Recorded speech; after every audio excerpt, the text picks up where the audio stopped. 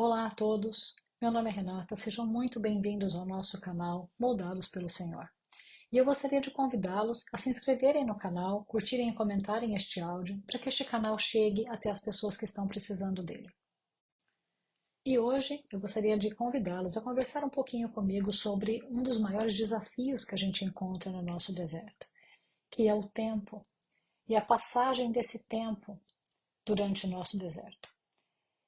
E inicialmente, né, quando a gente se vê ali nesse cenário de destruição, nesse cenário de abandono, o tempo nos aflige demais. A gente fica muito ansioso, porque inicialmente o que você quer é o outro de volta, você quer que o outro volte o mais rápido possível, e a passagem desse tempo é muito dolorosa para quem ficou. Mas, com um segundo olhar, e especialmente se você já está com seus joelhos dobrados, buscando ao Senhor, e pedindo a Ele o esclarecimento necessário para você seguir nesse processo de restauração, buscando o melhor para si, colocando Deus no centro da sua vida, onde muitas vezes Ele não estava antes, mas este não é o tema do nosso áudio hoje, a gente percebe que esse tempo, embora pareça um vilão e um inimigo, ele poderá ser e será um precioso aliado no seu processo. E ele é, na verdade, uma ferramenta nas mãos do Senhor para promover as mudanças que precisam acontecer, tanto em você quanto em quem se foi. Porque inicialmente, essa pessoa que se foi, ela sai muito cheia de certeza, na verdade. Muito raramente você vê uma pessoa sair perdida, ela sai certa. Ela sai certa de que o que ela quer, ela não vai encontrar, ela não encontrou, pelo menos no casamento. E que a grama do lado de lá é mais verde que do lado de cá, onde nós estamos. Eu já disse em outro áudio que quem sai, sai com a certeza de que a felicidade está do lado de fora. Ninguém sai de um casamento pensando que vai ser pior fora do que dentro. E muitas vezes essa pessoa, embora nos doa tanto, já tem até uma outra pessoa lá fora. Então ela realmente está decidida porque ela acha que a felicidade está com aquela outra pessoa que está lá fora esperando por ela. Mas o fato é que esse tempo trará as mudanças, tanto para você como para quem se foi. E essa pessoa que muitas vezes sai tão certa de tudo, passa por circunstâncias ao longo desse tempo que fará com que ela reconsidere essa situação e muitas vezes se arrependa. E inicialmente é tudo o que você espera do tempo. Você espera que o tempo opere do outro lado. Você espera que o tempo traga o arrependimento para quem se foi. E inicialmente você não considera o quanto esse tempo será importante para você mesmo, mas ele será. E ele será porque um processo de restauração de um casamento, ele passa por um processo de restauração pessoal. Muitas vezes você se perdeu durante esse casamento. Você ignorou as suas próprias necessidades, você abandonou seus próprios sonhos. Quando você encontrou essa pessoa em algum momento da sua vida, você era uma pessoa inteira, né? E você passa a viver com aquela pessoa e gradativamente e silenciosamente, muitas vezes, você passa a ignorar as suas próprias necessidades. E você passa a viver exclusivamente para aquela pessoa. E isso quase nunca termina bem. Mas, infelizmente, a gente nem sempre nota que está passando por isso. A gente nem sempre nota que fez isso consigo mesmo. Mas durante um processo, durante o seu deserto, você é obrigado a encarar as suas próprias decisões, os seus comportamentos, e você se vê muitas vezes obrigado a reconsiderar como que você vai seguir vivendo a sua vida e as mudanças que você precisará fazer em você mesmo. E neste processo, como eu disse, se você está voltado ao Senhor, Ele fará com que você olhe para si mesmo e para as suas próprias necessidades. Ele fará com que você cumpra aquele mandamento, onde você deve amar aos outros como a si mesmo. Ele primeiro e aos outros como a si mesmo. Mas isso quer dizer que você deve amar a si mesmo, que é uma coisa que muitas vezes a gente se esqueceu, de se colocar em primeiro lugar. Né? A gente olha para tantas outras pessoas e a gente muitas vezes vem por último. E ele também trabalhará no outro, para que essa pessoa entre em contato com a sua própria responsabilidade no seu casamento, com os erros que ela inicialmente se negou a reconsiderar. E fará com que essa pessoa compare o resultado das circunstâncias que ela vive hoje, que é o resultado da decisão que ela tomou de sair, com o que ela tinha antes, com quem ela era no casamento e com o que você oferecia nesse casamento. Então, aquele medo que a gente tem tão grande, a gente tem um medo tão grande que a pessoa saia, que a pessoa viva, que a pessoa conheça outras pessoas, que ela se relacione com outras pessoas. A gente não quer isso, na verdade. Quem é que quer ver o marido e a esposa com outras pessoas? Não é o que a gente imaginava quando a gente se casou. Mas muitas vezes, meus amigos, este é o cenário onde Deus opera a mudança. E a tão temida circunstância, né, as circunstâncias que nos rodeiam, elas são exatamente o pano de fundo que o Senhor utiliza para que essa pessoa encare a decisão que ela tomou. Porque inicialmente isso era uma fantasia na cabeça da pessoa. Né? Tudo que ela tinha era ruim e tudo que tem lá fora é bom.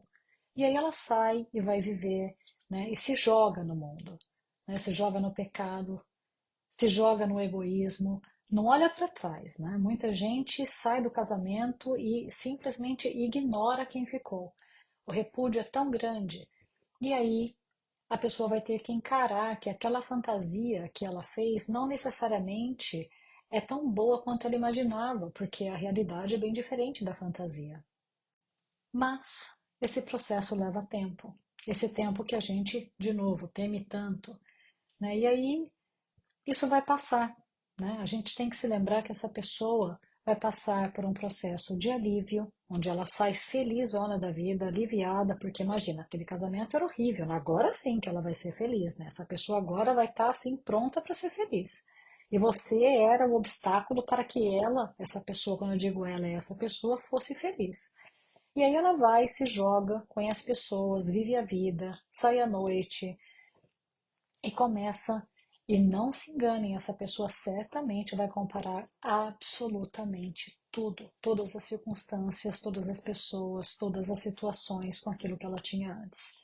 E nessa comparação, muitas vezes, a forma como ela vai avaliar o que ela tem hoje é muito diferente do que a gente imagina, né? Do que quem ficou para trás imagina que está acontecendo. E muitas vezes essa pessoa se encontra com um remorso enorme quando o tempo passa. E daqui a pouco começa a chegar o arrependimento. E para nós, a sensação é de que isso demora muito tempo. Especialmente se você está focado no processo do outro, né? Porque até agora eu estou descrevendo o que poderá estar acontecendo com o outro. Mas se você está focado no processo do outro, você não está utilizando este tempo para você mesmo, você está perdendo a maior oportunidade que você tem no deserto de fazer uma limonada com os limões que te deram, que não necessariamente você pediu, vamos deixar bem claro. E se você está fazendo a sua lição de casa no deserto, seguindo pessoas que podem te ajudar nesse processo, pessoas que tem bons conselhos para te dar, pessoas que tenham conteúdo bom na internet. Se você está fazendo um acompanhamento com um psicólogo, um aconselhamento espiritual, você poderá ver este tempo como uma grande oportunidade para você mesmo.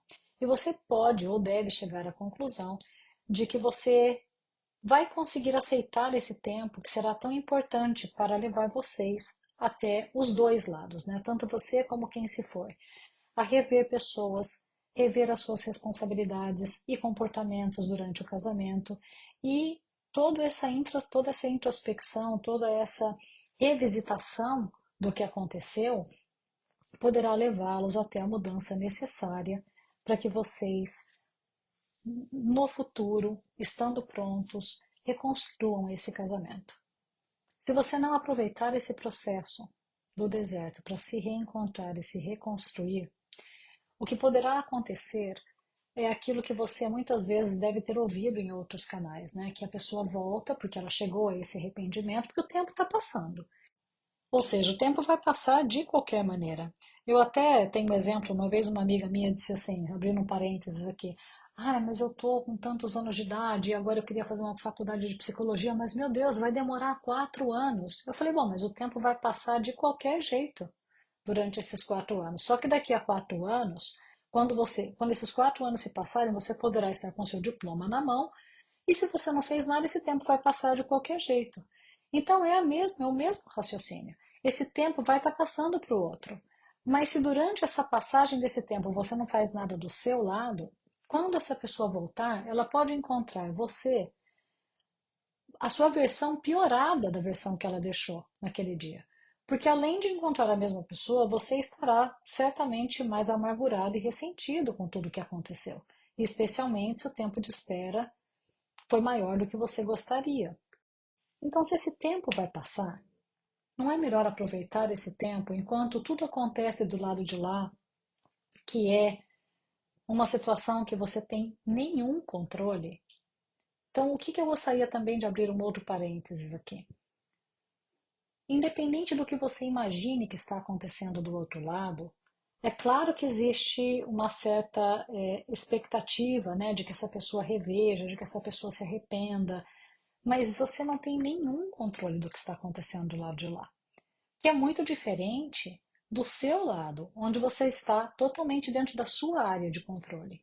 Então, independente do tempo estar passando para os dois lados, a única coisa que você tem controle na sua vida é como você utilizará este tempo para promover as suas mudanças. Tem gente que durante o deserto faz uma faculdade, tem gente que durante o deserto faz uma pós-graduação, muda de vida, arruma um outro emprego, cuida da saúde e muda realmente a forma de viver.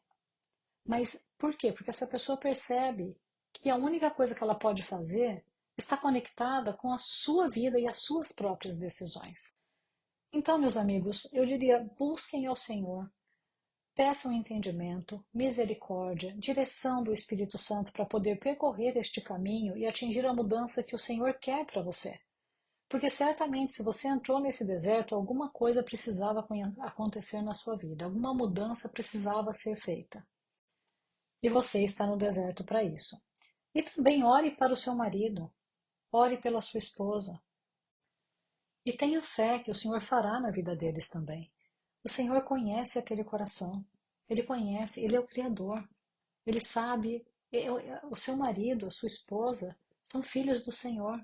Ele não quer perder aquela alma. Ele também quer o melhor para o seu marido e para a sua esposa que saíram de casa. E ele sabe, conhecendo aquele coração, ele sabe exatamente que circunstâncias utilizar.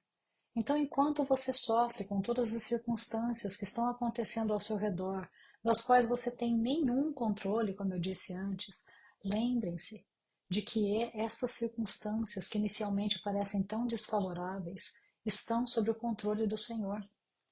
E Ele sabe como utilizar essas circunstâncias para promover a mudança no outro. E enquanto isso acontece, ore, peça paciência para passar por esse tempo da melhor maneira possível. Peçam ao Senhor para colocar a calma no seu coração, para que você consiga descansar no Senhor e entrar numa fase onde você sabe que tudo acontecerá como deve acontecer e no tempo do Senhor. E esse é o tal descanso que todo mundo fala tanto nos canais de restauração. E é difícil? Puxa, se é difícil. Na minha opinião, é o mais difícil. Porque essa fase do deserto, ela traz junto com ela uma ansiedade absurda. Então, descansar é o maior, eu diria que é um dos maiores desafios durante esse tempo, enquanto o tempo passa, e quanto mais o tempo passa, mais a gente procura descansar, né? É muito difícil, mas é um exercício diário. E tem dia que a gente consegue fazer esse exercício muito bem, outros a gente não consegue, mas a gente vai precisar ter paciência consigo mesmo nesse processo também, tá? O dia que você estiver ansioso, ore, tente ocupar o seu tempo, ocupar a sua cabeça. O dia que você não conseguir, porque a gente falha, nós somos humanos, é como regime, meus amigos, como dieta. Tem dia que você faz tudo bonitinho, né? Consegue fazer lindo durante alguns dias, aí tem aquele dia que você cai. Mas o importante é pensar, bom, hoje não foi um bom dia, né? Hoje eu estive ansioso, ore, peça ao Senhor. E aí, resume, né? Passa, o próximo passo é tentar fazer de novo, voltar para o passo onde você estava antes, tentar buscar essa paz, tentar buscar esse descanso, e assim sucessivamente. Ninguém vai fazer 100% bem o tempo todo, esse é um processo, né? Tem dia bom, tem dia ruim, como eu disse. Mas o importante é não desistir, mas descansar. Porque o tempo, como eu disse, será importante para Deus trabalhar o entendimento dos dois lados. E a diferença é que você não vê o que está acontecendo do outro lado, porque você está muitas vezes ansioso. Mas as coisas estão acontecendo. Mesmo naquele silêncio que todo mundo fala, né, que você ora, ora, não acontece nada. Não acontece nada porque você não está vendo, mas o mundo não está parado, né? As coisas são dinâmicas. Acontecem coisas o tempo todo, você só não vê, né? A questão é que você está ansioso para que tudo aconteça. Mas veja, se aquela pessoa que saiu cego, oprimido ou oprimida, numa fase egoísta, para chegar ao ponto de se arrepender, ela deverá sair de um processo onde ela está totalmente de um extremo ao outro.